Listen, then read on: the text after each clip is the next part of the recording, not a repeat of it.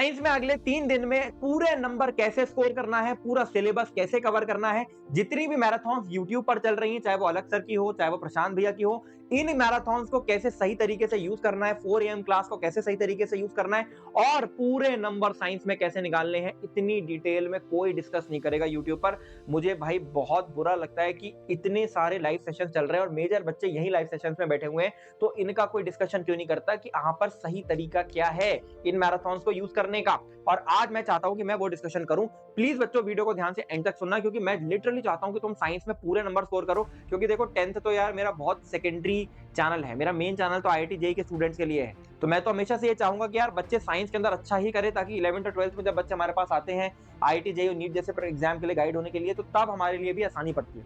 तो स्टार्ट करते हैं। उससे पहले प्लीज चैनल को सब्सक्राइब करके बेल आइकन को प्रेस कर लेना, ये वीडियो मिस नहीं होनी चाहिए। SST के अंदर भी बहुत सारी चीज आने वाली है। तो देखो यार, इंग्लिश का पेपर हमारा बहुत आसान आया था और मैं यार ये एक्सपेक्ट कर रहा हूँ कि साइंस का पेपर अगर हमारा टफ भी आ जाए ना, तो कोई ऐसी बात नहीं है, हमें इस तरीके से तैयार रहना है कि साइंस हम करके आ सके। देखो फिजिक्स, केमिस्ट्री, बायोलॉजी 3 पार्ट है साइंस के अंदर। सिंपल सी बात है, बायोलॉजी जो है वो थोड़ा फैक्चुअल है, वहां पर लाइन से भी क्वेश्चन पूछ लिए जाते हैं, फैक्ट से क्वेश्चन पूछ लिए जाते हैं। फिजिक्स में आप देखोगे तो न्यूमेरिकल्स यहाँ पर ज्यादा इंक्लूडेड है और बाकी की जो फिजिक्स है वो इतना ज्यादा टफ नहीं है। और केमिस्ट्री मेरे को लगता है उतनी टफ नहीं है, यहाँ पर कुछ रिएक्शंस हैं जहां पर बच्चे फंसते हैं।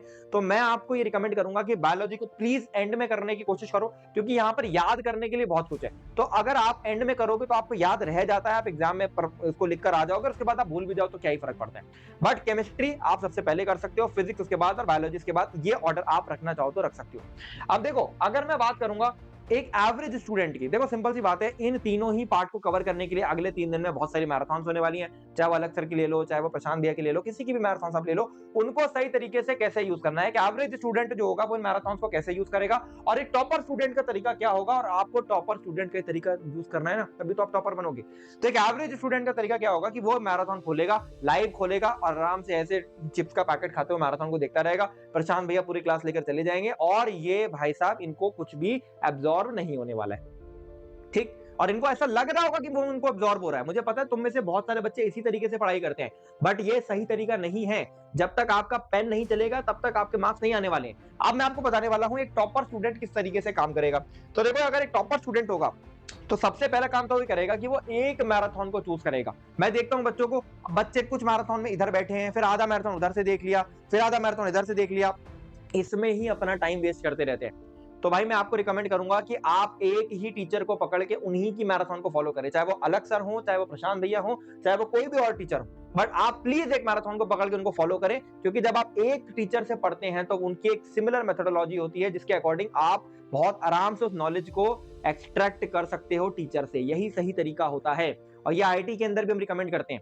तो एक मैराथन को आपने चूज करना है। कौन सी मैराथन आपने चूज करी, मेरे को कमेंट सेक्शन में बताना। मैं भी देखना चाहता हूं कि कितने बच्चे अलग सर से पढ़ना चाहते हैं, कितने बच्चे और टीचर से पढ़ना चाहते हैं। कोई और टीचर भी हो अलग सर प्रशांत जी के अलावा, वो भी मेरे को कमेंट सेक्शन में बताना, ठीक है। अब होगा क्या कि तुमने एक मैराथन चूज कर ली, तुमने उससे फॉलो करना स्टार्ट करा। अब तुम क्या करोगे, सबसे पहले तुम्हारे पास एक लिस्ट होनी चाहिए क्लियरली चैप्टर्स की, कि क्या मेरा हो रखा है और क्या मेरा नहीं हुआ रखा है। जो मेरा नहीं हुआ रखा है वो मैं मैराथन से देख सकता हूं, पर जो मेरा हो रखा है, हो सकता है मैं मैराथन में जाऊं, उसकी खाली क्वेश्चंस लगा लूं और फॉर्मूला शीट वगैरह वो मेरा ऑलरेडी बना हुआ होगा, नोट्स वगैरह बने होंगे, तो मैं नोट से उसको डायरेक्टली रिवाइज कर लूं। तो रिवाइज मैं नोट से कर लूंगा, क्वेश्चंस में मैराथन से लगा लूंगा, और जो मेरा नहीं हो रखा है वो मैं यहां से कंप्लीट कर सकता हूं। बहुत सारे बच्चे होंगे जिनका कुछ भी नहीं हो रखा है, वो तुम यहाँ आंख बंद करके मैराथन देख लो, ठीक। अब मैराथन आपने अच्छी तरीके से देख ली, आपने पूरी मैराथन कवर कर ली, आपने हर चीज कवर कर ली। अब आपका क्या काम होना चाहिए, आपको मैराथन के अंदर जितने भी सवाल है वो खुद से सॉल्व करने हैं सबसे पहले। और खुद से सॉल्व जब आप करोगे और फिर आप आंसर देखोगे तो समझ में आएगा, सोल्यूशन देखोगे तो समझ में आएगा गलती कहां हो रही थी, ठीक। जैसी मैराथन खत्म होती है, सबसे पहला काम आपको करना है, फिजिक्स के अंदर जब मैराथन देखोगे तो पूरे सारे चैप्टर्स का एक सिंगल फॉर्मूला शीट खुद से लिखकर बनाओगे। जबकि आप जब खुद से लिखते हो तो दिमाग में फॉर्मूला बैठते हैं और ये फॉर्मूला शीट आप बाद में रिवाइज कर सकते हो। केमिस्ट्री के अंदर सारी रिएक्शंस मैं रिकमेंड करूंगा खुद से लिखना एक कॉपी पर, ताकि जब आप सुबह उठोगे एग्जाम से पहले रिवाइज करने जाओगे तो रिएक्शन को आप रिवाइज कर सकते हो। फिर बायोलॉजी के अंदर फैक्ट्स होंगे, उन फैक्ट्स को आप एनसीईआरटी में अंडरलाइन कर सकते हो, ताकि जब आप सुबह रिवाइज करने जाओगे तो एक बार नजर पड़ जाए इन फैक्ट्स के ऊपर, क्वेश्चन डायरेक्टली आ गया तो आप यहां से आंसर कर सकते हो। और उसके बाद आपको कूदना सिर्फ एक चीज के ऊपर, कहीं नहीं जाना है, previous year questions. Previous year question उठाओ, उसको सॉल्व करना चालू करो और देखो उनमें किस प्रकार के सवाल पूछे गए हैं। तो ये है टॉपर का मेथड कि वो किस तरीके से मैराथन को सही तरीके से यूज कर रहा होगा। ठीक, अब अगर मैं इसके अलावा बात करूं 4 AM लाइव की, बहुत सारे बच्चे कहते हैं भैया हम तो पूरे साल कुछ भी नहीं पढ़ेंगे, 4 AM लाइव में जाएंगे और उसके बाद हमारा हो जाएगा। और फिर क्या होता है, फिर पेपर टफ आ जाता है, फिर बच्चे आप उन्हीं टीचर्स के ऊपर आप गलत गलत कमेंट करते हो कि यार हमारे 4 AM लाइव से कुछ आया नहीं। अरे यार 4 AM लाइव में भाई रिवीजन पर्पस से होती है ना वो लाइव, ऐसा अगर पूरा पेपर ही उस लाइव से आ जाएगा तो पूरे साल पढ़ने का मतलब ही क्या है। तो 4 AM लाइव का यूज करना सीखो। 4 AM लाइव बहुत अच्छी चीज है। बहुत सारे टीचर्स को मैं देखता हूं वो क्रिटिसाइज करते हैं इस चीज को कि 4 AM लाइव, अरे यार बहुत अच्छी चीज है, सही तरीके से यूज करोगे तो अभी करना क्या है, तुमने अच्छी तरीके से तीनों दिन, एक दिन तुमने केमिस्ट्री कर ली, एक दिन तुमने फिजिक्स कर ली, एक दिन तुमने बायोलॉजी कर ली, प्रीवियस ईयर क्वेश्चन सॉल्व कर लिए, और इसके अलावा जो भी फॉर्मुला शीट्स वगैरह बनानी थी, फिजिक्स की फॉर्मुला शीट, केमिस्ट्री की रिएक्शन, बायोलॉजी के फैक्ट्स, सब आपने कर लिया।